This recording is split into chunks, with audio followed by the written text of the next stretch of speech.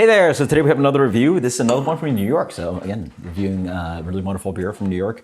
I think a lot of people on the channel sort of miss that. And despite not being there, our distribution is pretty insane for what we get all the way 1,000 miles away. So this is from Finback. Shout out to Kevin Basil, a couple OGs that familiar with it in the industry. Cats Are People Too, double IPA. Their labels are always like this, and they're generally pretty clean. This one's got a little bit more art, so it would do better with this, but that's what they do. They like this kind of like very distinct kind of like half label kind of deal.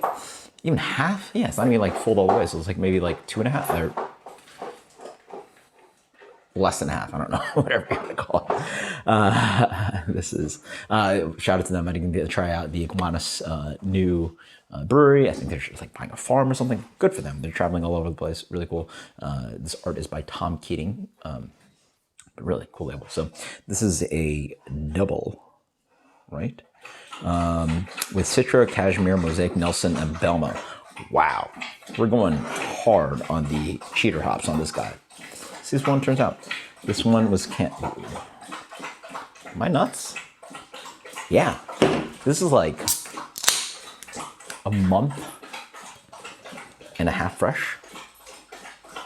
All the way down to Florida, a month and a half fresh. Pretty good.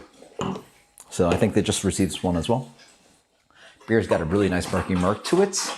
It's a little brown though. I don't know if I like that. It's got a little like not quite orangey kind of hue to it. So see how that goes. It's like a little deeper than like your general kind of like medium deep gold kind of hazy. Ooh, yeah. So super ripe. Yeah, this is all those like intense fruits. It's like, I call it sometimes almost like vomit. It's so sweet and stickly. It's not in the sense that like the beer tastes like that, but it's like macerated and almost like rotten. It's sweet, sweet, sweet. Yeah, wow. It's like papaya, mango, but like all those like, you ever have fruit that are like too soft and you touch them and they're just like, eat them and they're so sweet. It's like peaches and oh man. Yeah, that's like really intense ripeness. Smells pretty good. That looks a little funny, but hey. Pretty good. Yeah, pretty good. That's a really lush IPA. This is in the range. Man, it's so weird how it's like so hard to read it. Like the black on the gold or the gray on the gold is hard. 9% though. So yeah, this is in the range of something like. Again, my language is like to you guys for if you've tried like some of the bigger breweries. Treehousey, Hill Farm Steady, maybe other half, like somewhere in that range. Like they're all got their own. They each have their distinct characteristics, but for 9%, yeah, this guy's big, lush. Definitely has a lot of booze behind it. It almost tastes like a double IPA, or sorry, triple IPA.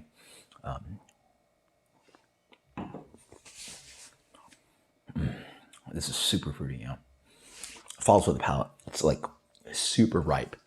It's peaches. It's orange, like really intense oranges, like mandarin and almost like blood orange. Ripe passion fruit, mango. Like it's really lush with a big fat sweetness that sort of I like. The Treehouse beers used to do that. It has a solid residual sugar to it. And at 9, like it's a big guy. Honestly, the 9% helps clean it out, so it's really quite nice. This is what I like when people recommend triple IPAs or triple IPAs that are reviewed. It's a good place. Like it sits right at that really pretty moment where it's like really lush, sweet, boozy in the back end. It's like a mimosa basically, but you're not at over 10 where you're at like 10, 11, 12. Like 9's like a good spot. Like just, yeah. So it's like a better way of doing triple IPA, or just don't do triple IPA, set it at 9. Big impact of super sweet tropical flavors up front. It almost tastes like a Sunny D.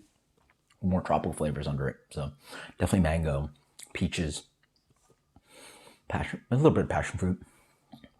Yeah, it's like fruit juice all the way up front. And then it cleans up quite nicely. The malts are lush as well. It's lush. That's what you job. Chewy, sweet. Really nice. Wow, this is a killer. It's a high impression beer.